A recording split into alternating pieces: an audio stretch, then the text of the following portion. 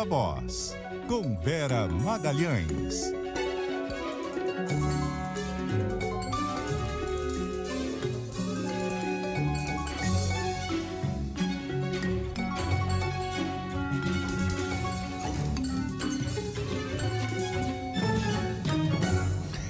Vera? Boa tarde, Sardenberg. Boa tarde, Cássia, ouvintes, espectadores. Dia pegando fogo. Pegando fogo, Vera. Boa tarde. Vera, começando logo por uma questão que está aqui chamando a atenção. Por que não há pedido de prisão do ex-presidente Bolsonaro? Todo mundo se faz essa pergunta, Sardenberg, principalmente depois de um elemento que está nas 135 páginas que juntam os pedidos da Polícia Federal com o parecer do Ministério Público e a decisão do ministro Alexandre de Moraes. Tem lá a transcrição da tal reunião de 5 de julho de 2022, comandada pelo então presidente da República, em que ele dá várias determinações de cunho golpista: se espalhar fake news, se verificar ali a anuência de ministros do governo a propagar essas mesmas fake news sob pena de serem demitidos, pressionar a comissão de transparência das eleições para participar de uma reunião que ele, Bolsonaro, faria, em que ele exporia a suposta fraude que estava sendo preparada para que ele perdesse a eleição, e a pressão também sobre os embaixadores. Ele fala da reunião que iria acontecer dali a alguns dias para expor aos embaixadores esse monte de fake news a respeito do processo eleitoral. A mesma reunião em que o ministro de Estado, general Augusto Helena, fala na virada de mesa antes das eleições, que se tivesse de ocorrer seria antes das eleições. Isso tudo está gravado e filmado em um vídeo apreendido na casa do tenente-coronel Mauro Cid. Então, por que não essa prisão? Eu também perguntei isso a participantes das investigações.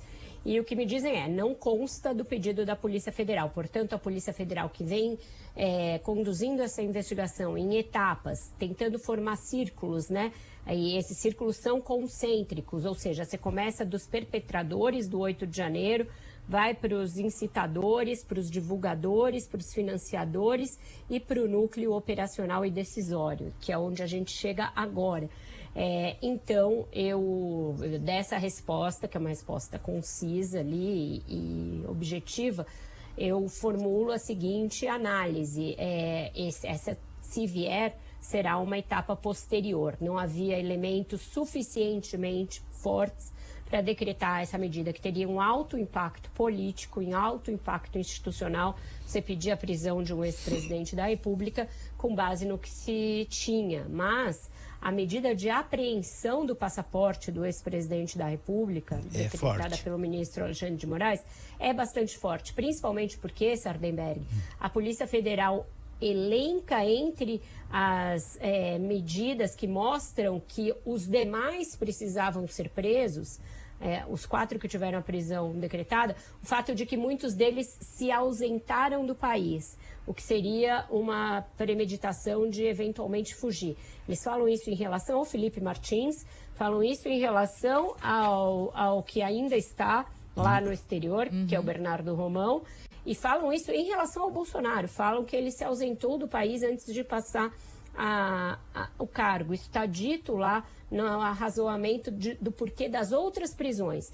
Então, por tudo isso, você pode supor que o desdobramento dessa fase de hoje, a mais aguda até aqui de todas as investigações, poderá, caso haja novos elementos, levar a pedidos de prisão de Jair Bolsonaro, do general Augusto Heleno, do general Braga Neto, de outros em relação aos quais há indícios fortes nesse material exposto hoje.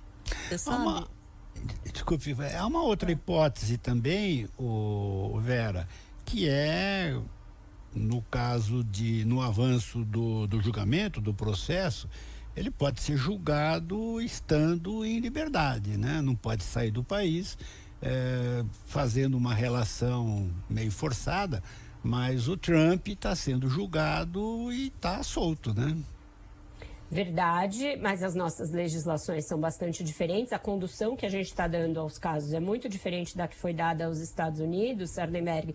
E a menção às justificativas das prisões dos outros leva a crer que também esse desfecho pode ser diferente, porque em várias das justificativas para prisões anteriores se fala em continuação do intuito golpista, continuação de perpetração de mensagem de cunho golpista, e o Bolsonaro deu uma entrevista neste fim de semana, por exemplo, a um blogueiro português de extrema-direita, em que ele diz que as eleições foram fraudadas. Então, essa questão do crime continuado é uma das justificativas que a Constituição e o Código Penal estabelecem para a decretação de prisões preventivas. Então, comunicação com os demais, tentativa de destruição de prova, tentativa de obstrução à justiça e crime continuado são algumas dessas razões que levam na nossa legislação, no ordenamento jurídico brasileiro, a razões para se pedir prisão preventiva de pessoas.